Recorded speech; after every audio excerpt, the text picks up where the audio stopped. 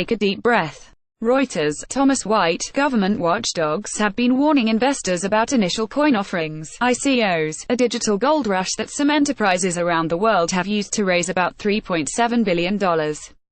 It may have been wise to listen to the advice. More than 10%, or roughly $400 million of that amount, has been stolen in hacker attacks, according to consulting firm EY. Speed and size of the transactions is part of what attracts hackers. Phishing is the most common technique. Investors have poured $300,000 per second into some ICOs. The world's largest economy is also the ICO leader, with $1 billion raised so far. Russia and China, mainland ICOs combined with those that are Hong Kong-based, are close in line, having raised more than $300 million each, according to EY.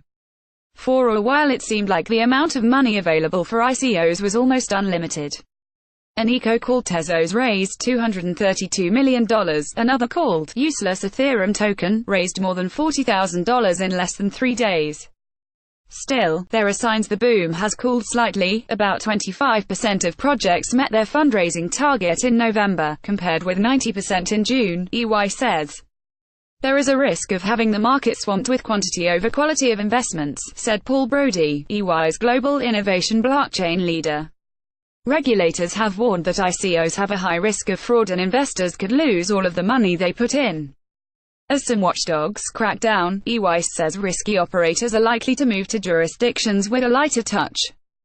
ICOs issue digital tokens that blend aspects of cryptocurrencies like Ethereum with crowdfunding. Sometimes the tokens correspond to a product. One digital unit might confer the right to use a new system, for example. If the system is popular, the token should increase in value. Regulators have been wary of that reasoning.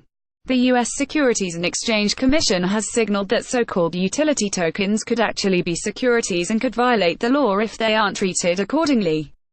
EY argues that there's seldom a business need for the token, and that the benefits of distributed, blockchain technologies could be applied without them. The consultant said the digital token usually adds unjustified complexity. Most ICOs are also lacking in things like customers, revenue, and a product, making them substantially more risky than the typical stock market initial public offering, IPO.